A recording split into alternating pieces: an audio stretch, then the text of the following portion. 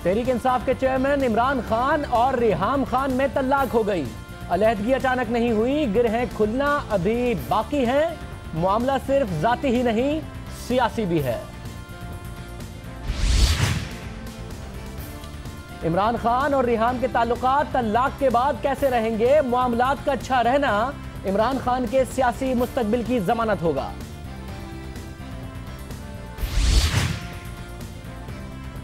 कल पंजाब और सिंध में जमहूरियत अपना अगला कदम उठाएगी। दोनों सूबों में बल्दियाती इंतखाबात का पहला मरहला सियासी जमातों और इलेक्शन कमीशन दोनों ही का इम्तिहान होगा।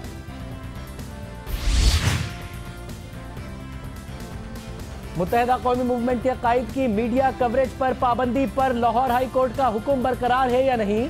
कानूनी नुक्ते पर समाअत के लिए सुप्रीम कोर्ट ने फरीकैन को नोटिस जारी कर दिए। समाअत 3 नवंबर को होगी। पाबंदी का खात्मा एमक्यूएम के लिए अच्छा होगा या बुरा, ये एक अलग बात है। कराची यूनिवर्सिटी में इस्लामी जमीयत तुलबा के कारकुनों का तालिबात के साथ क्रिकेट खेलने वाले तालिब इल्मों पर तशद्दुद। जिस तरह अयान अली को बुलाने पर 2 तालिब इल्म घर भेज दिए गए थे, क्या जामिया कराची में इन तशद्दुद करने वाले लड़कों का दाखिला भी मंसूख किया जाएगा? और जैन कत्ल केस में मुस्तफा काजू समेत 5 मुल्जिमान की रिहाई का सुप्रीम कोर्ट ने अज खुद नोटिस ले लिया। शुक्र है मुल्क में आजाद आला अदलिया मौजूद है।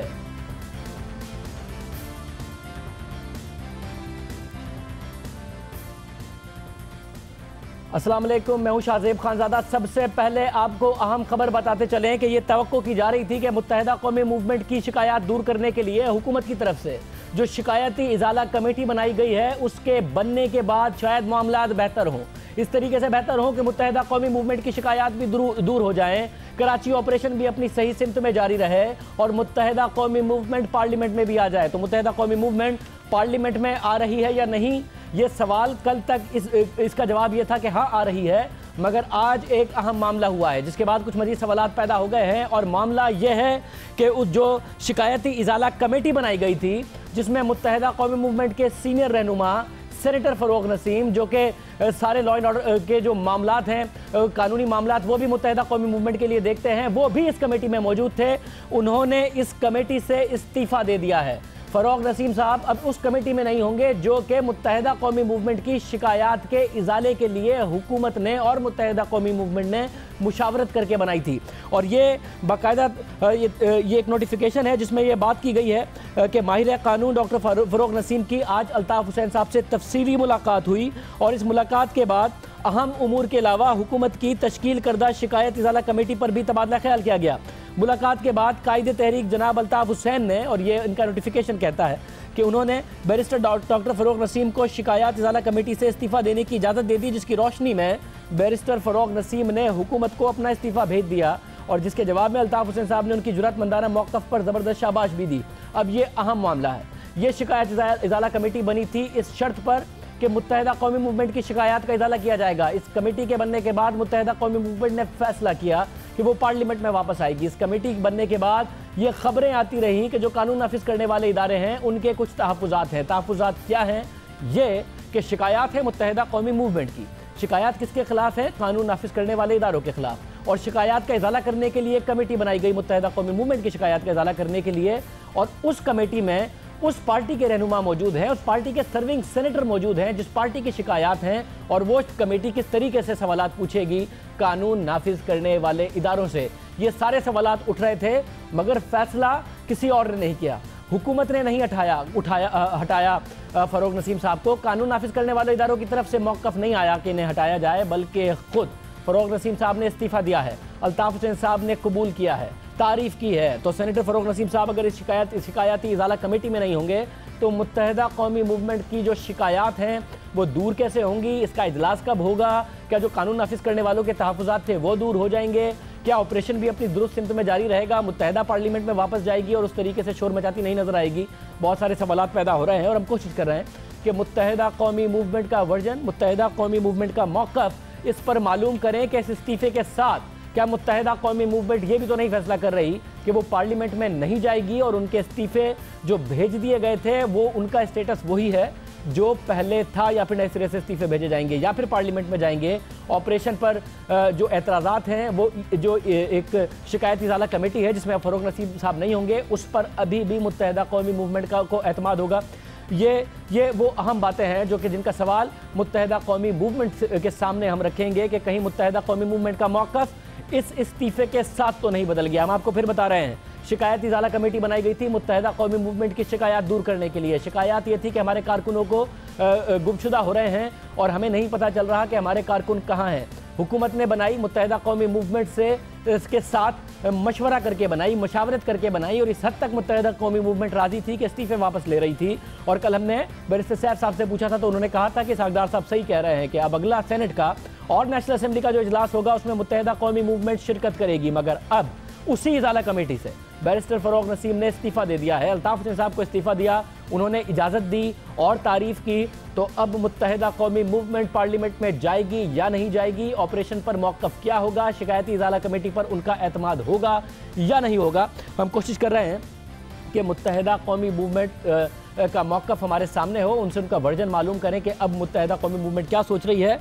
और जैसे ही मुत्तहिदा कौमी मूवमेंट के नुमाइंदे हमारे साथ होते हैं हम उनसे बात करेंगे कि बाकी सारी बातें क्या स्टेटस को हैं और ये खबर जो है इसके बावजूद शिकायती इजाला कमेटी काम करती रहेगी। प्रोग्राम में आगे बढ़ते हैं, जैसे मुत्तहिदा का पॉइंट ऑफ व्यू आता है वो भी आप तक पहुंचाएंगे। प्रोग्राम में आगे बढ़ते हैं और बात करते हैं उस अहम वाक़े की जिसके हवाले से आज हमने बहुत सोचा कि इस पर प्रोग्राम में बात की जाए ना की जाए तो कैसे की जाए। क्या ये बाकायदा तौर पर एक ज़ाती मामला है या फिर ये एक ऐसा मामला है जो ज़ाती तो है मगर इसकी बात भी होनी चाहिए क्योंकि इसका पब्लिक से भी ताल्लुक़ है और ये एक सियासी मामला भी है। और मामला है इमरान खान साहब, चेयरमैन पाकिस्तान तहरीक इंसाफ की तलाक का। और ये ख़बर आई, अचानक आई, पहले भी कुछ कयास राइयाँ इस हवाले से हो रही थी। हमने बहुत इस हवाले से सोचा कि इसको प्रोग्राम में इस पर बात की जाए ना की जाए, और जाहिर है क्योंकि मामला पब्लिक के इंटरेस्ट का भी है तो इसके हवाले से कुछ सवालात हैं जो पैदा होते हैं। कई माह से ये बात गश्त हो रही थी कि तहरीक इंसाफ के चेयरमैन इमरान खान और उनकी अहलिया रिहाम खान के दरमियान ताल्लुकात कशीदा हैं, लेकिन इमरान खान और रिहाम खान की जानिब से इन खबरों की तरदीद की जाती रही, बताने की कोशिश की गई कि सब अच्छा है, लेकिन हकीकत इसके बरक्स है। और आज जो हुआ वो बताने से पहले हम आपको बताते चले कि इमरान खान के 23 साल पुराने साथी हमारे साथ मौजूद होंगे। उनसे पूछेंगे आखिर मामला क्या हुआ, अंदर की कहानी क्या है और खान साहब इस हवाले से क्या सोचते हैं। उससे पहले आपको बता दें आज सुबह इस हवाले से तहरीक इंसाफ के तर्जुमान नईमुल हक का बयान सामने आया जिसमें उन्होंने इमरान खान और रिहाम खान की तलाक की खबर दी। उसके बाद आज सुबह दोनों की जानिब से सोशल मीडिया पर इस खबर की तस्दीक कर दी गई कि दोनों रिश्ता इज़्दवाज से अलग हो रहे हैं। पहले नईमुल हक साहब ने बयान दिया, फिर बयान हमने देखा कि एक ट्वीट किया गया रिहाम खान की तरफ से और उन्होंने इस बात की तस्दीक की कि ये रिश्ता ख़त्म कर रहे हैं और दोनों ने डिसाइड किया है ये रिश्ता जो कि तकरीबन 10 माह भी ना चल सका। इसके हवाले से तफसील में जाने से पहले हमारे साथ मौजूद हैं इस वक्त लंदन से मुर्तज़ा अली शाह, जिनके पास कुछ ऐसी इन्फॉर्मेशन है जो हम आपको देते चलें कि क्या इमरान खान साहब की तरफ से कोई नुमाइंदा भेजा गया है रिहाम खान की तरफ ताकि ये मामला एक खुश उसलूबी से हल हो जाए, तलाक हो तो खुश उसलूबी से हो जाए और मामला ख़राब ना हो। मुर्तज़ा अली शाह हमारे साथ मौजूद है। मुर्तज़ा बहुत शुक्रिया। ज़रा मैं बताइएगा, आप ज़ाहिर इस केस को फॉलो कर रहे हैं, एक और अहम बात है जो मैं आपसे पूछना चाहता हूं, लेकिन उससे पहले मुझे बताइएगा, थोड़ी देर पहले आपसे बात हो रही थी, आप कह रहे थे कि इस हवाले से कोई शख्स है, कोई नुमाइंदा है इमरान खान का जो इतलात हैं या कयास राइयाँ हैं कि वो वहाँ पर मौजूद है और वो कोई सेटलमेंट के लिए या फिर मामला ख़राब ना हो उसके लिए है। मुर्तज़ा जी शाहज़ैद, मैं इस वक्त सेंट्रल लंदन के उस होटल के बाहर मौजूद है जहां पर रिहाम खान अपने बच्चों के साथ ठहरी हुई हैं। रात को वो यहाँ पर कल जब वो एक डिफरेंट होटल में थी, लेकिन आज जो पाकिस्तान में सीन डेवलप हुआ उनकी डिवोर्स के हवाले से जो खबरें हुई उसके बाद उन्होंने अपना होटल चेंज कर लिया है। सेंट्रल लंदन में नाइट्सब्रिज के पास एक होटल है जहाँ पे वो ठहरी हुई है। अब से तकरीबन आधा घंटा पहले यहाँ पर जुल्फी बुखारी नाम के एक शख्स यहाँ पर पहुंचे जो रिहाम खान साहबा से यहाँ पे वो मुज़ाकरात करने आए हैं। जुल्फी बुखारी इमरान खान के लंदन में बहुत करीबी दोस्त खबर किए जाते हैं, बहुत इन्फ्लुएंशियल है, प्रॉपर्टी टाइकून है और इमरान खान साहब के मुख्तलिफ जो पाकिस्तान में चैरिटेबल प्रोजेक्ट्स हैं उनके लिए वो बड़े पैमाने पर वो रकमें भी इकट्ठे करते हैं। और जो यहाँ पे बहुत सारे जो पाकिस्तानीज हैं, पीटीआई के हों या दूसरे लोगों को जानते हैं कि जुल्फी बुखारी साहब ही इमरान खान को अक्सर हीथ्रो एयरपोर्ट से पिक और ड्रॉप करते हैं। वो जहाँ पर जब पहुंचे तो मैंने उनसे बात भी करने की कोशिश की कि वो उनके आने का मकसद क्या, उन्होंने बात करने से इनकार कर दिया। लेकिन जो पीटीआई के जो सोर्सेज जो रिहाम खान साहबा के नजदीक हैं, पीटीआई की जो लोकल लीडरशिप है वो जो इस मामले को देख रही है, जानती है, उनके मुताबिक जुल्फिकार बुखारी का यहाँ आने का मकसद रिहाम खान साहबा से उनसे मुज़ाकरात करना है। इस वक्त उनका सबसे बड़ा इमरान खान कैंप है, उनका सबसे बड़ा कंसर्न जो है कि जो सिचुएशन डेवलप हुई है बहुत क्रिटिकल टाइम है पीटीआई के लिए। कोई अच्छा, मुझे एक बात बताइए, आप जाहिर एक बड़ी बात है आप कह रहे हैं, और आप कह रहे हैं कि आपको आपके जराए बता रहे हैं, फुटेज नाजरीन को नजर है कि जिनको आप जुल्फिकार बुखारी साहब कह रहे हैं कि वो होटल में जा रहे हैं, और आप कह रहे हैं कि आपके जराए बता रहे हैं इस हवाले से कि ये चाहते हैं कि मामलात खराब ना हो, तलाक हो मगर उसके बाद मामलात खराब ना हो। मुझे ये बताइएगा आप ये कैसे कह सकते हैं कि ये इमरान खान के करीबी साथी हैं? ऐसी क्या बात है कि इमरान खान के करीबी साथी हो गए और पाकिस्तानियों को नहीं पता? जी, जुल्फिकार बुखारी के बारे में इमरान खान साहब भी बताएंगे कि इमरान खान साहब के जितने भी करीबी साथी हैं वो ये जानते हैं कि जुल्फिकार बुखारी उनके बहुत करीबी दोस्त हैं। और जुल्फिकार बुखारी जो पाकिस्तान मुस्लिम लीग नवाज के सीनियर लीडर हैं, जफर अली शाह, ये उनके करीबी रिश्तेदार हैं। और ये जब धरना हुआ था उस वक्त जुल्फिकार बुखारी वहाँ कंटेनर पे भी मौजूद थे, और बहुत सारा ऐसा फुटेज अवेलेबल है जो हीथ्रो एयरपोर्ट से इमरान खान साहब को पिक एंड ड्रॉप करना। इमरान खान साहब के लंदन में जो बेटे हैं उनके करीब तरीन दोस्त जुल्फिकार बुखारी हैं। और जो इमरान खान साहब ने जो लास्ट टाइम जो लॉर्ड में क्रिकेट मैच देखा था, उस मैच के लिए जो प्राइवेट व्यूइंग बॉक्स है उसकी अरेंजमेंट भी जुल्फिकार बुखारी ने की थी। और जुल्फिकार बुखारी का जो इमरान खान साहब को यहाँ मुख्तलिफ जो फंड रेजिंग जो प्रोजेक्ट्स हैं, जो बड़े बड़े मिलियनर बिजनेसमैन जो उनको फंड देते हैं, उसमें जुल्फिकार बुखारी सेंट्रल कैरेक्टर है। अच्छा, ये मुझे बताइए, जैसे आप कह रहे हैं कि ये बहुत ही सेंट्रल कैरेक्टर है, पूरी हिस्ट्री आप बता रहे हैं, और आप कह रहे हैं ये उस होटल में आए हैं और इसलिए आए हैं कि तलाक बहरहाल हो रही है और एक अफसोसनाक बात है मगर मामलात खराब ना हो। मुझे एक और बात बताइएगा मुर्जा, आप कल से रिहाम वहां पर मौजूद हैं, वहां पर जो लोग हैं जिन्होंने उन्हें रिसीव किया, जिनके साथ रिहाम खान ने मुख्तलिफ इवेंट्स के लिए टाइम गुजारा, क्या वो बताते हैं, आपकी उनसे बात हुई होगी, आप हर चीज़ की बड़ी तहकीकात करते हैं और फिर उसके बाद रिपोर्ट करते हैं, क्या उन्होंने बताया कि रिहाम खान ने कल और आज सुबह तक वो ये इस बात का इजहार कर दिया हो कि हाँ जी मेरे और इमरान खान साहब के जो मामलात हैं वो ख़राब हैं और शायद तलाक होने वाली है? जी शाहजेब, दो बातें हैं। नंबर वन ये कि जो जुल्फिकार बुखारी यहाँ पर पहुंचे, जुल्फिकार बुखारी के अलावा एक और हमारे सोर्स है जो रिहाम खान के करीब है और इमरान खान के भी करीब है। उनका ये कहना है कि जुल्फिकार बुखारी को भेजने का मकसद डैमेज कंट्रोल है, कि इसके बाद ब्रिटिश प्रेस में कोई ऐसी चीज ना आए, खासतौर पे डेली मेल और जो दूसरे अखबार जो मुसलसल खबरें छापते रहे उनमें कोई ऐसी खबर ना आ जाए, जो कोई ऐसा स्कूप ना आ जाए जिसकी वजह से इमरान खान साहब को या रिहाम को नुकसान पहुंचे मजीद। जो रिहाम खान साहब जब बर्मिंघम एयरपोर्ट पर कल पहुंची तो उन्हें वहां से पीटीआई लंदन के elected president barrister Wahidur Rahman मियां, उन्होंने उन्हें रिसीव किया था, उन्होंने उनका यहाँ पे स्टे अरेंज किया लंदन में। उनसे अब से थोड़ी देर पहले उन्होंने मुझे इंटरव्यू दिया, मैंने उनसे पूरा पूछा। उनका ये कहना है कि बर्मिंघम से लंदन तक तकरीबन 3 से 4 घंटे को रिहाम खान साहब को उन्होंने ड्राइव किया, उनके बच्चे भी साथ थे। किसी भी लम्हे पे वहीदुर रहमान का कहना है कि रिहाम खान साहबा ने कोई ऐसी बात नहीं की, कोई ऐसा उन्हें इंप्रेशन नहीं मिला कि उनकी शादी क्राइसिस में जा चुकी है या खत्म हो चुकी है। उनका कहना है कि पूरे रास्ते रिहाम खान साहबा ने पाकिस्तानी सियासत के हवाले से बातचीत की, उन्होंने किसी मौका पर ऐसा कोई इंप्रेशन नहीं दिया कि इमरान खान साहब से उनके ताल्लुकात खराब है, बल्कि उनका ये भी कहना था कि इस हवाले से उनको ये इन्विटेशन एक्सटेंड की गई कि पीटीआई का एक लंदन में इवेंट होना है जिसमें वो शिरकत करें। उस पर भी रिहाम खान साहबा ने कोई ऐसा इंप्रेशन नहीं दिया कि वो नहीं जाएंगे। आज अब से थोड़ी देर के बाद जो यहाँ पर एक मीडिया कॉन्फ्रेंस होने जा रही है जिसमें रिहाम खान साहबा पाकिस्तान से उन्होंने ये कंफर्म किया था कि वो आ रही है, लेकिन ये लग रहा है कि जुल्फिकार बुखारी से मुलाकात के बाद रिहाम खान साहबा शायद इस कॉन्फ्रेंस में जाने के हवाले से बहुत शुक्रिया मुर्जा अली शाह बता रहे थे कि लंदन में क्या मामलात हो रहे हैं। रिहाम खान वहां पर मौजूद हैं और जैसा कि हमने आपको पहले भी खबर दी है, फ़ारूक नसीम साहब के हवाले से हमारी कोशिश है कि उनसे भी हमारा राब्ता हो और उनसे पूछें कि उनके इस्तीफे की वजह क्या है और इसके बाद मुत्तहिदा कौमी मूवमेंट के दूसरे फैसलों पर इसका क्या असर पड़ेगा। और जैसा कि लंदन से हमें मुर्जा अली शाह बता रहे थे और हमने आपको प्रोग्राम के शुरू में भी बताया, फ़ारूक नसीम साहब हमारे साथ मौजूद है। फ़ारूक नसीम साहब बहुत शुक्रिया हमें ज्वाइन करने के लिए। आपने मुत्तहिदा कौमी मूवमेंट की शिकायत का इजाला करने के लिए ये कमेटी बनी थी और आप भी उस कमेटी में थे, क्या वजह है कि आपकी तरफ से इस्तीफा दिया गया फ़ारूक नसीम साहब? इसकी 2-3 मेन वजूहत हैं। पहली वजह तो ये है कि मेरे अपॉइंटमेंट से पहले मुझसे कंसेंट नहीं ली गई, नंबर 1। सेकेंडली मेरी प्रोफेशनल प्री ऑक्यूपेशन इतनी ज़्यादा है कि वो परमिट नहीं करती कि मैं ये काम करूं। तीसरा, मैं ये बिलीव करता हूँ, मुझे अपनी सलाहियत और न्यूट्रलिटी पर तो बड़ा भरोसा है। मुझे पता है कि जो भी मैं काम करूंगा न्यूट्रल होके करूंगा, लेकिन मैं ये बिलीव करता हूँ कि justice should not only be done but it should be seen to be done. तो ये 3 वजूहात हैं जिसकी वजह से I decided to recuse my self.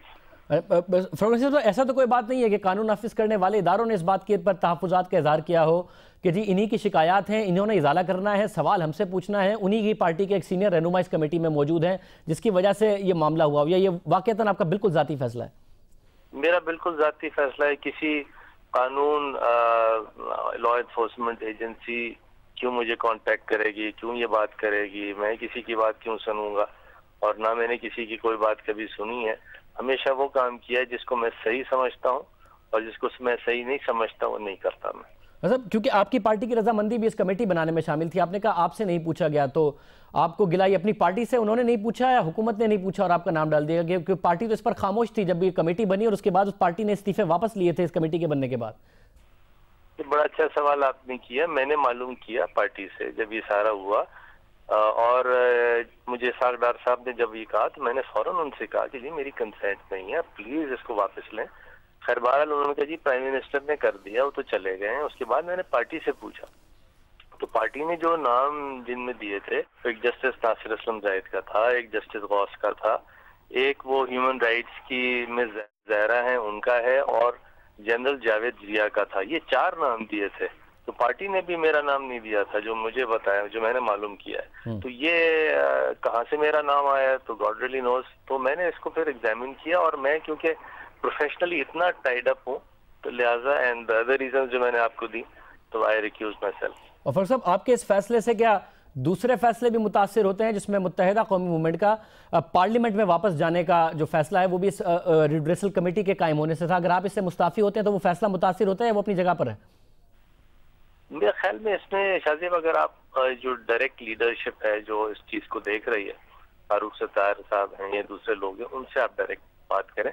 ये जो मेरा अपना पर्सनल फैसला है इसे मैंने आपको आगाह कर दिया। बहुत शुक्रिया। फरूक नसीम साहब कह रहे थे ज़ाती तौर पर बड़े मसरूफ़ हैं, प्रोफेशनली बड़े मसरूफ़ हैं, और साथ में वो समझते हैं कि इंसाफ इस तरह हो कि ना सिर्फ इंसाफ हो बल्कि होता हुआ नज़र भी आए, और उनके इसमें मौजूदगी से, और क्योंकि वो मुत्तहिदा कौमी मूवमेंट के सेनेटर हैं तो शायद इंसाफ होता भी, हालांकि वो कह रहे हैं कि मुझे अपने ऊपर पूरा एतमाद था, तो शायद होता हुआ नज़र ना आता, या फिर इस किस्म की सवालात उस पर उठते जिसकी वजह से उन्होंने अपने आप को इस कमेटी से अलहदा किया है। और इस कमेटी में शामिल करने से पहले उन्हें एतमाद में नहीं लिया गया था। उन्होंने अपनी पार्टी से पूछा, पार्टी ने कहा आपका नाम हमारी तरफ से नहीं दिया गया था, मगर हुकूमत ने ये नाम डाल दिया था। बात करते हैं एक दफ़ा फिर उस आज बड़े वाक़े की, जिसके हवाले से हम कह रहे हैं कि बेशक खान साहब का ये ज़ाती मामला है, और बिल्कुल बुनियादी तौर पर ज़ाती मामला है, मगर इसमें पब्लिक इंटरेस्ट भी है, ये पॉलिटिकल मामला भी है। और क्यों ये पॉलिटिकल मामला है, खान साहब खुद क्या कहते रहे अपनी शादी के हवाले से, अपनी पॉलिटिकल गैदरिंग में क्या कहते रहे, ज़रा सुनिए।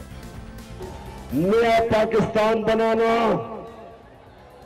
एक तो मैं आपके लिए बनाना चाहता हूं ताकि हम एक नया पाकिस्तान बनाएं, लेकिन एक खास बात है, मैं चाहता हूं जल्दी से नया पाकिस्तान बन जाए, इसलिए ताकि मैं शादी कर लूं। खान साहब ने बाकायदा तौर पर धरने के जलसे में इस बात का इजहार किया था कि मैं नया पाकिस्तान इसलिए बनाना चाहता हूं कि शादी कर लूं। उसके बाद भी जैसा कि हम कह रहे हैं सियासी मामला भी है कि खान साहब ने जो पॉलिटिकल कैंपेन की, तो रिहाम खान साहब को जहां से आगाज़ किया वो 246 का इलेक्शन था, इमरान इस्माइल साहब खड़े हुए थे, मुत्तहिदा कौमी मूवमेंट के खिलाफ भरपूर कैंपेन की थी, खान साहब आए, खान साहब रिहाम खान साहिबा को साथ लाए। और आमतौर पर खान साहब जब मीडिया से गुफ्तगू करें, जिस वक्त खान साहब गुफ्तगू करना बंद करें उस वक्त माइक बंद हो जाते हैं, कैमरे ऑफ हो जाते हैं, लोग स्टूडियोज़ में वापस आ जाते हैं और न्यूज़ शुरू हो जाती है। मगर उस दिन खान साहब ने गुफ्तगू करना बंद की, खान साहब वापस जा रहे थे और वो आगाज़ था, रिहाम खान साहिबा ने गुफ्तगू जारी रखी, खान साहब को मुड़ना पड़ा और बात करनी पड़ी। खान साहब के चेहरे के क्या तासुरात थे, रिहाम खान साहिबा क्या कह रही थी, जरा सुनिए, देखिए। तो ये इससे नया पाकिस्तान बनेगा। शुक्रिया। एक आखिरी रिक्वेस्ट पाकिस्तान से और कराची के अवाम से, हम इसलिए आए हैं कि खान साहब अपने एग्जाम्पल से लीड करते हैं। जब उनकी फैमिली आगे बढ़ बढ़ के हिस्सा लेगी, कराची पाकिस्तान का हिस्सा है। जब आपकी बहन कराची आई है, अजीज़ाबाद गई है, 90 भी गई है, मेरी जितनी कराची की बहनें हैं वो हम चाहेंगे कि 23 अप्रैल को 23 अप्रैल को बाहर आएंगी, शौहरों को लेके आएंगी, बेटों को लेके आएंगी, बहनों के लिए आएंगी और इमरान इस्माइल जो हमारे यहाँ पे जो सही माने में नुमाइंदगी करें, इनको इनके वोट के लिए आएंगी, घबराएंगी नहीं, क्योंकि मैं नहीं घबराई, आप भी नहीं घबराई। यहाँ से आगाज़ हुआ था और उसके बाद हज़ारा में इलेक्शन हुए, वहाँ भी रिहाम खान गई। बाद में तरह तरह की खबरें आती रही है, खबर भी कि खान साहब इस बात से खुश नहीं है कि रिहाम खान साहिबा मुख्तलिफ पॉलिटिकल गैदरिंग्स में जाती हैं और उस पर जो तनकीद होती है, हज़ारा में जिस किस्म की तकरीर उन्होंने की उससे खुश नहीं है। यह खबरें भी आई कि जब कसूर में चाइल्ड अब्यूज़ केस का वाक़या आया, खान साहब खुद जाना चाहते थे, रिहाम खान साहिबा को पता था, लेकिन उसके बावजूद वो वहाँ चली गई। बहुत सारे वाक़यात होते रहे और खान साहब ने एक दिन बाकायदा तौर पर ट्वीट किया कि आइंदा वो किसी भी जलसे में शिरकत नहीं करेंगी, किसी भी सियासी सरगर्मी में पाकिस्तान तहरीक इंसाफ की शिरकत नहीं करेंगी। उसके बावजूद वो लाहौर के जलसे में भी गई।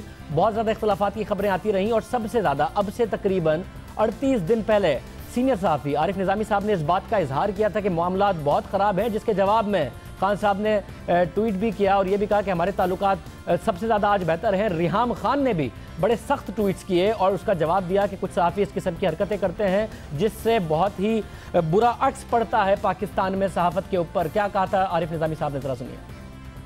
खान साहब ये नहीं चाहते कि उनकी बेगम साहबा जो हैं वो इंतखाबात में, वो सियासी अमली सियासत में हिस्सा लें। अब जो मामलात, जो मेरी खबर है ये कि खान साहब अब नको नाका हो चुके हुए हैं, बहनों से भी सुलह कर ली उन्होंने और उनको लग रहा है कि ये एक बहुत बड़ी गलती उन्होंने की।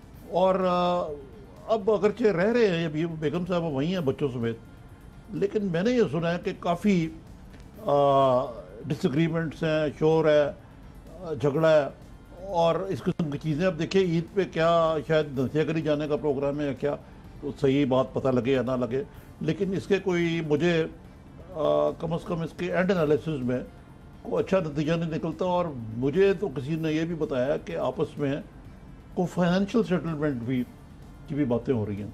एंड एनालिसिस में कुछ अच्छा नतीजा नहीं दिखता और ये भी बताया कि कोई फाइनेंशियल सेटलमेंट की भी बातें हो रही हैं, जिसको खान साहब ने आज कैटेगोरिकली डिनाई किया कि ये बातें बिल्कुल गलत हैं। रिहाम खान साहिबा की तरफ से भी कहा गया कि ये बातें बिल्कुल गलत हैं। इमरान इस्माइल साहब, NA 246 का इलेक्शन और वहाँ से रिहाम खान ने बाकायदा तौर पर अपनी जो पब्लिक अपीयरेंस थी, पब्लिक पॉलिटिकल अपीयरेंस थी, उसका आगाज़ किया था। खान साहब के 92 से दोस्त हैं, 23 साल पुराने दोस्त हैं और बहुत कुछ जानते हैं। तरह उनसे बात करते हैं। इमरान इस्माइल साहब, बहुत शुक्रिया हमें शो में ज्वाइन करने के लिए। ये बताइएगा सबसे पहले तो ज़ाहिर है खान साहब के लिए ये जो तलाक है, ये एक कोई भी इंसान हो उसके लिए बड़ा अफसोस का वाक़या होता है, ज़ाती तौर पर पर्सनल एक इमोशनल मामला होता है। आप खान साहब के बहुत पुराने दोस्त हैं, पहली शादी तलाक, दूसरी शादी दूसरी तलाक, सब आपने देखा है। खान साहब ठीक हैं इमोशनली? खान साहब इस वक्त बेहतर हैं? शाहज़ेब, ज़ाहिर है कि बड़ी अफसोसनाक ख़बर है और एक कभी भी खुशी का मामला नहीं होता इन चीज़ों में। तो बहरहाल खान साहब इज़ टेकिंग इट वेल, वो he is a fighter, he fight it out. अगर उनको कोई दुख भी है, गम भी है, लेकिन वो एक जो ग्रेटर कॉज के लिए काम कर रहे हैं ना। आपने जैसे मुझे कहा ना कि उनकी पहले एक तलाक शादी हुई, फिर उसमें तलाक हुई बच्चों के साथ, और फिर दोबारा एक शादी हुई, फिर वो उसमें इस तरह का वाक़या हो गया। तो मैं समझता हूँ कि खान साहब बहुत ज़्यादा कमिटेड हैं अपने जो नया पाकिस्तान का एक ख्वाब है, उनका जो ड्रीम उन्होंने कौम को दिया है उसकी तकमील में, और उसमें वो बहुत ज़्यादा टाइम सर्व करते हैं। बिल्कुल भी अपनी फैमिली लाइफ को तवज्जो नहीं दे पाते, और गालिबन ये मेरा अपना एनालिसिस है, मे बी रॉन्ग। मगर इमरान साहब, मुझे ये बताइएगा कि ये कयास राइयाँ हो रही कि इमरान खान साहब बहुत ज़्यादा नाखुश थे कि वो सुनती नहीं थी, या फिर उनकी जो पॉलिटिकल अपीयरेंस था, उनके ट्वीट्स के बावजूद चला जाना। अब जो पहली अपीयरेंस है वो आपके उसमें आई थी, वो सबसे पहले NA 246 हो रहा था, आपने भरपूर कैंपेन की थी, उस वक्त रिहाम खान साहिबा ही साफ लग रहा था। खान साहब खुद लेके आए हैं, आप लोग बड़े खुश थे कि रिहाम खान साहिबा आई हैं। तो जब खान साहब ने खुद ने उनको दाखिल किया सियासत में और पब्लिक लाइफ में और पॉलिटिकल लाइफ में, तो फिर खान साहब अनकंफर्टेबल कैसे हो गए जैसे कि कयास राइयाँ हो रही? नहीं, खान साहब नहीं लाए थे। मैंने खान साहब से बड़ी ये ज़िद की थी कि जी आप यहाँ पर लाएं, ताकि यहाँ पे जो ख़वातीन हैं, और जो उस वक्त जो NA 246 में एक ज़ाहिर है आपको याद होगा कि जो एक खौफ की फ़ज़ा थी, और उसमें ख़वातीन की तरफ से मेरे पास बहुत कमी थी और तकलीफ़ हो रही थी मुझे कि कोई ऐसी खातून लीडर मुझे चाहिए थी जो दिलेर भी हो और गली गली में चली जाए। तो मैंने खान साहब से रिक्वेस्ट की थी कि जी मेरे पास यहाँ इस कैंपेन में अगर हिस्सा ले लें तो बहुत अच्छा हो जाएगा। और फिर उन्होंने, खान साहब ने मेरी जो भी मोहब्बत कह लें या दोस्ती कह लें, या उसका लाज रखा उन्होंने और फिर उन्होंने अभी खुद भी अच्छा, मगर इमरान साहब मुझे एक और बात बताइएगा, जो सबसे ज़्यादा बात हो रही है अभी, तो बहुत सारी पॉलिटिकल लीडरशिप ने मैच्योरिटी का सबूत दिया। मियां नवाज शरीफ ने मना किया कि पार्टी रहनुमा इस पर बात ना करें, जरदारी साहब ने मना किया, मुत्तहिदा कौमी मूवमेंट की तरफ से कहा गया कि ज़ाती मामला इस पर बात ना करें। मगर आज से पहले इलेक्शन कैंपेन में और खान साहब की ज़ाती जो ज़िंदगी है वो बहुत ज़्यादा, जब इलेक्शन कैंपेन होती है, इलेक्शन का माहौल होता है, उस पर बहुत ज़्यादा बात की जाती है। आपको नहीं लगता ये सारे के सारे हजरात, जैसा कि आज खुर्शीद शाह साहब ने भी कह दिया, ये बात होगी कि जो बंदा अपना घर नहीं चलता खान साहब से, घर नहीं मैनेज होता, स्टेबल पर्सनल लाइफ नहीं है उनकी, तो वो मुल्क कैसे चलाएंगे, कैसे उनकी लाइफ बेहतर होगी? मगरबी दुनिया में भी इस बात पर बड़ी डिबेट होती है, यूएसए में जब प्रेसिडेंट इलेक्ट हो या उसके बाद भी, कि उनके अपनी वाइफ के साथ ताल्लुकात कैसे हैं, घरेलू जिंदगी कैसी है, बच्चों के साथ कैसे हैं। ये बात आएगी, ये तनकीद होगी खान साहब पर। शाहजेब, मेरा ख्याल है कि अगर यही पैमाना है नापने का, तो फिर हम कायदे आज़म मोहम्मद अली जिन्ना को क्या कहेंगे? क्या हम उन्हें एक सियासी पॉलिटिकल नाकाम इंसान कहेंगे कि जिन्होंने जो अपना घर न चला सके लेकिन पाकिस्तान उन्होंने डिलीवर किया? मैं इसी तरह आपसे कहता हूँ कि जो लोग अपने कमिटमेंट के साथ बहुत ज़्यादा वक्त गुजारते हैं, जो लोग अपने ख्वाब को एक पाए तकमील पहुंचाने की कोशिश करते हैं, उनसे अल्लाह बड़ी कुर्बानियाँ भी मांगता है, और ये उनकी बड़ी कुर्बानियों में से कुर्बानी है। मैं समझता हूँ कायद आज़म मोहम्मद अली जिन्ना से भी ये कुर्बानी ली गई थी और इमरान खान से भी ये कुर्बानी। इमरान साहब एक और बात बताइएगा, खान साहब पर एक और तनकीद होती है कि उनके जो पॉलिटिकल डिसीजंस हैं, धरने के बाद, धरने से पहले जिस किस्म की वो तनकीद करते हैं, जिनके बारे में नाम ले देते हैं, बड़ी इराटिक किस्म की पॉलिटिकल डिसीजन मेकिंग है खान साहब की। क्या पर्सनल लाइफ भी खान साहब की वैसी ही इराटिक है, इसी किस्म के फैसले करते हैं, इसी किस्म की डिसीजन मेकिंग करते हैं? नहीं, मेरा ख्याल है ऐसा नहीं होगा। कुछ हसास मामलात इस तरह के रहे होंगे जो नौबत यहाँ तक लेकर आ गई उसको। ये कोई रैशनल डिसीजन नहीं हो सकता। और ये अचानक क्यों? बल्दियाती इंतखाबात होने हैं, कल होने हैं, और ज़ाहिर असर भी पड़ जाता है, लोग बात भी करते हैं। बल्दियाती इंतखाबात से एक दिन पहले क्यों? ऐसा क्या अचानक हुआ? वो लंदन गई हुई थी, मुर्जा बता रहे हैं कि उन्होंने भी कोई ऐसी बात का इज़हार नहीं किया। अचानक ऐसा क्या हुआ कि आज सुबह ये अनाउंस करना पड़ा, फिर उन्हें भी ट्वीट? अचानक क्या हुआ? Shahzeb, it may be non-political, it may sound immature timing, या टाइमिंग ख़राब आप उसको कह सकते हैं, लेकिन मैं एक चीज़ जानता हूँ कि इमरान खान जिस आदमी का नाम है, जिस शख्सियत का नाम है, वो एक सच्चा दिलेर और निडर आदमी है, सच बोलने से डरता नहीं। तो उन्होंने ये सच बोला है बग़ैर इस खौफ के कि कोई फ़ायदा होता है पॉलिटिकली या नुकसान होता है। वो झूठ नहीं बोलेगा। अगर आप फ़र्ज़ करें कि ये बात निकलती है और आज आप पूछ रहे होते हैं बैठ के टीवी पर इसी तरह कि क्या ऐसा कोई मामला है, तो क्या मैं या खान साहब को रिप्रेजेंट करते हुए या इमरान खान की तरफ से कोई ऐसी चीज़ आती है कि जी ऐसा कोई मामला है ही नहीं, सब गलत है, सिर्फ इलेक्शन जीतने के लिए, तो ये इंतहाई मैं समझता हूँ कि गलत इकदाम होता। और ये खान साहब ने बड़ा दिलेराना फैसला किया कि जो हो गया। इमरान इस्माइल साहब, बहुत शुक्रिया। इमरान इस्माइल साहब 23 साल पुराने दोस्त हैं खान साहब के, पार्टी में भी सीनियर रहनुमा हैं, वो बता रहे थे कि क्या मामला है।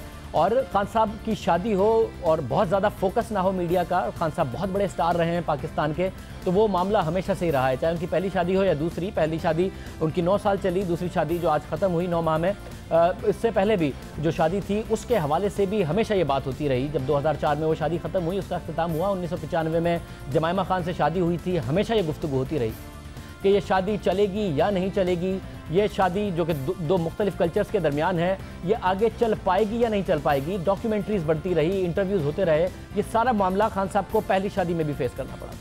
But ultimately, Imran selected his own bride, and she was neither Pakistani nor Muslim. British, with a Jewish background, Jemima Goldsmith was the daughter of one of Britain's richest men. Are you mad? Are you crazy? Yes, but I'll go and eat roast chicken at home and I won't get ill on that, so... When she converted to Islam and married Imran Khan, she turned her back on her old life, just as her husband had done. Have a bit of yogurt and some rice. Yeah? This is really, I mean, I have no sympathy for you now to suffer. This is really suicide. जैसा कि आप देख रहे हैं कि ये पहली शादी के हवाले से मुख्तलिफ इंटरव्यूज़, मुख्तलिफ डॉक्यूमेंट्रीज़, ये सारा मामला चलता रहा। खान साहब ने पहली शादी के इख्तिताम पर भी जब तलाक हो गई तो यही रीज़न्स दिए थे कि सियासी मसरूफियात और दूसरे मामलात, और वो टाइम नहीं दे पाए। ये सारी की सारी बातें खान साहब की तरफ से पहले भी की गई थी। क्या कह रहे थे खान साहब, जरा सुनिए। People told me that, you know, you shouldn't, it's going to be very difficult. But, I mean, you don't not do something just because it's difficult. I wouldn't have done anything in life if I was scared of doing difficult things. But it can work. There are a lot of success stories. You know, you have to accept that there will be more pressures. But if you want something bad enough, you've got to go for it. And, in my case, it was unique because we had this, because I was in politics, the pressures were unique. The focus of my opponents came on my marriage, and they would attack, Jemima. And so that created more pressures. In an interracial marriage, you need to spend more time together.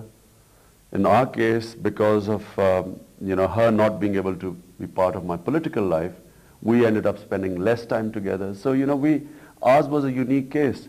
Well, she tried her best. In my own way, there were different pressures on me. Both of us gave it our best. We tried our best, and eventually, it just became difficult because, because of our time being spent away, because of my political life. Khan साहब वजूहात बता रहे थे पहली शादी के हवाले से, international शादी थी, कल्चर्स में फ़र्क था, टाइम नहीं दे पाए, सियासत के मामला थे, ये सारी की सारी वजूहात थी जो गालिबन इस शादी में नहीं नज़र आती थी। बहरहाल वो मामला हमने देखा कि किस तरफ गए और अफसोसनाक बात है कि इस तरफ गए। और प्रोग्राम में ब्रेक लेने से पहले ये बात हम ज़रूर कहेंगे कि रिहाम खान और इमरान खान में तलाक होने के बावजूद एक अहम बात यह है कि इमरान खान एक बहुत बड़े स्टार हैं, और अगर उनसे तलाक हुई है रिहाम खान की तो रिहाम खान खातून है, और ख़ातून का ये जो सोशल मीडिया है इस पर बाकायदा, या फिर वैसे जो तनकीद है उसमें बाकायदा तौर पर एहतराम का जो रिश्ता है वो बरकरार रहा है, सिर्फ इसलिए कि एक बहुत बड़े क्रिकेटिंग स्टार से और एक बहुत बड़े सियासतदान से उनकी तलाक हुई है, उन्हें उन पर बहुत ज़्यादा तनकीद नहीं होनी चाहिए। और इसी तरीके से इमरान खान की एक ज़ाती ज़िंदगी है, खान साहब एक क्रिकेट में कामयाब इंसान हैं, सियासत में कामयाब इंसान है, सिर्फ इसलिए कि उनकी ज़ाती ज़िंदगी में तलाक हो गई है, खान साहब पर भी उस तरीके से तनकीद और वो जो इखलाकी पैमाने हैं उनको क्रॉस करके तनकीद नहीं होनी चाहिए। प्रोग्राम में एक ब्रेक शामिल करते हैं और उसके बाद मज़ीद खबरों पर बात करेंगे।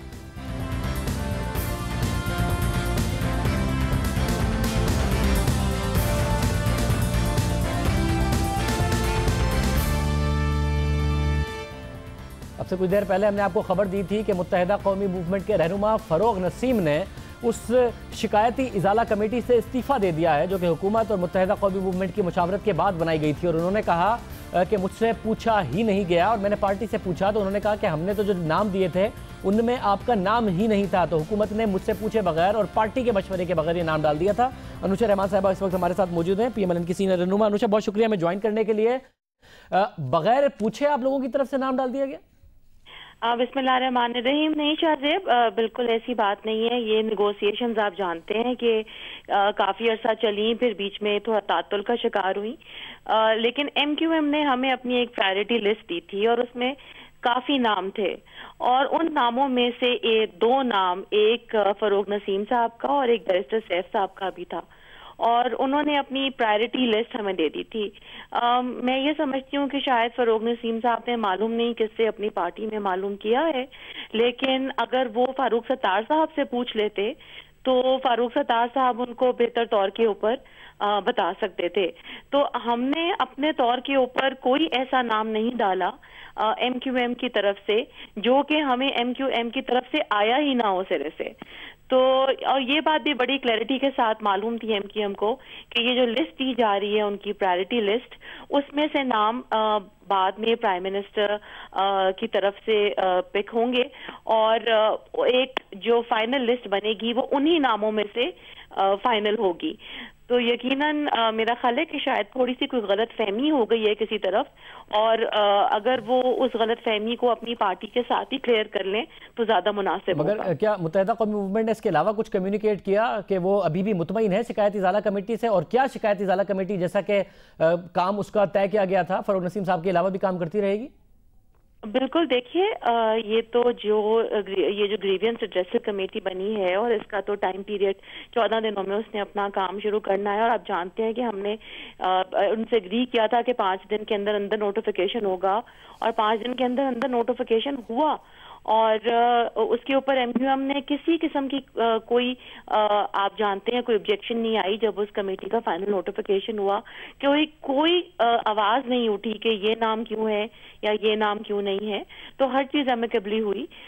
मालूम नहीं कि इतने सारे दिन गुजर जाने के बाद सडनली कैसे फरूक नसीम साहब ने ये फैसला किया है, बट मैं ये समझती हूँ कि उन्होंने ये अपनी पार्टी से अगर वो सिर्फ इतनी ही क्लैरिफिकेशन ले लें फारूक सत्तार साहब से, तो काफी चीजें उनके लिए भी क्लियर हो जाएंगी। बहुत शुक्रिया। अनुषा रहमान हमारे साथ मौजूद थी और कह रही थी कि मुत्तहमी मूवमेंट की तरफ से ही नाम दिए गए थे। फारूक नसीम साहब को किसी ने गलत बताया। अगर ये बताया कि मुत्तहिदा कौमी मूवमेंट की तरफ से तो नाम ही नहीं दिया गया था उनका, उसके बावजूद हुकूमत ने शिकायत इजाला कमेटी में उनका नाम डाल दिया था। अनुषा रहमान साहिबा कह रही हैं कि बाकायदा नाम दिया गया था और बेहतर होता कि फारूक नसीम साहब ये बयान देने से पहले फारूक सत्तार साहब से बात कर लेते हैं जिनकी तरफ से ये नाम दिए गए थे, और मुत्तहिदा कौमी मूवमेंट ने शिकायत इजाला कमेटी में उनका नाम आने के बाद इस पर कोई एतराज़ नहीं किया था, तो बहुत ज़्यादा बेहतर होता। प्रोग्राम में एक ब्रेक शामिल करते हैं, उसके बाद कुछ मजीद खबरें आपको बताएंगे। कल बड़ा अहम दिन है, उसमें बात करेंगे एक ब्रेक के बाद।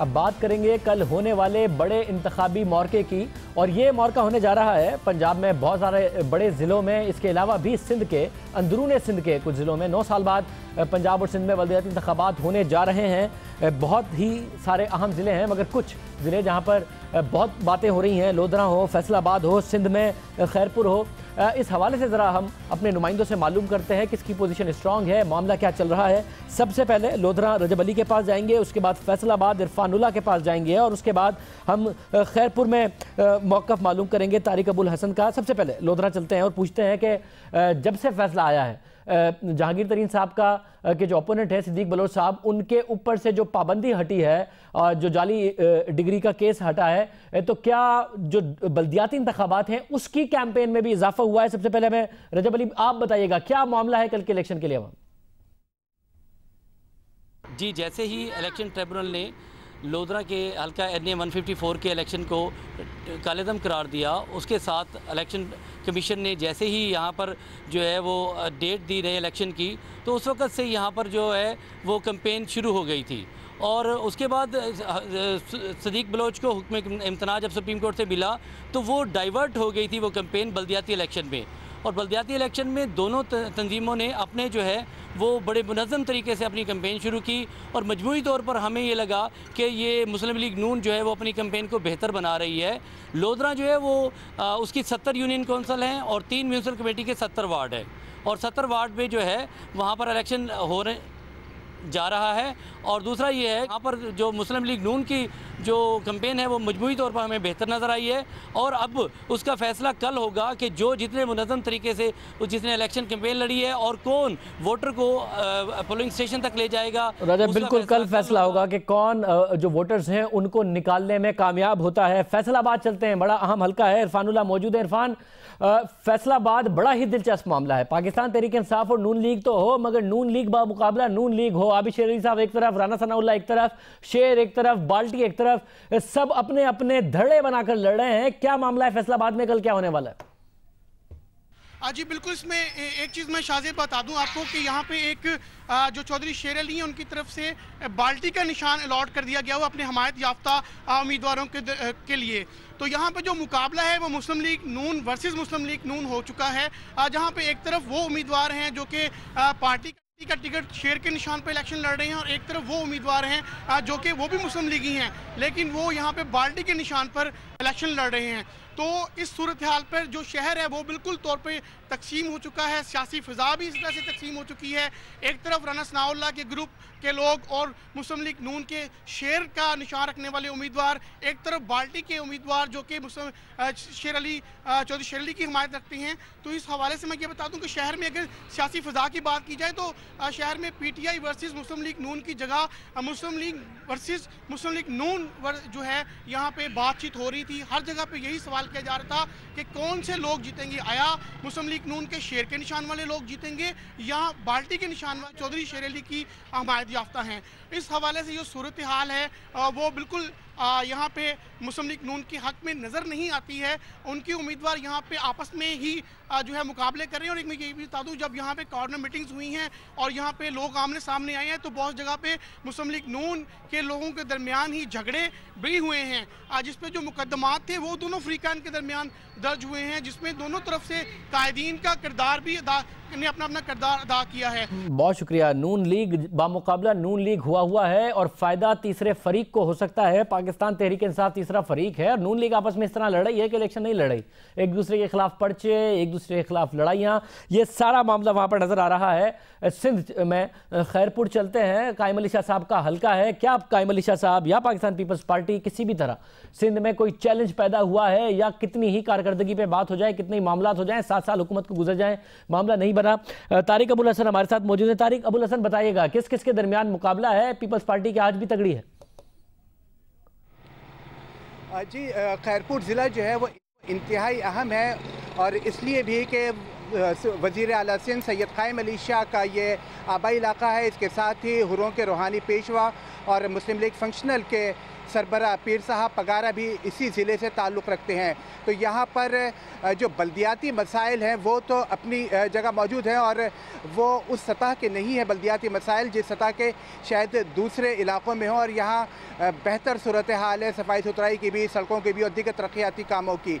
लेकिन यहाँ पर जो बड़ा मार्का है वो सियासी मार्का यहाँ दरपे और इससे दोनों ज़िलों पर इस वक्त पीपल्स पार्टी जो है वो यहाँ पर हमें हावी नज़र आती है। लेकिन यहीं से ही कौमी असम्बली की 2 सीटें फंक्शनल लीग के पास हैं, तो उनका भी सियासी असर रसूख यहाँ पर बहुत ज़्यादा है।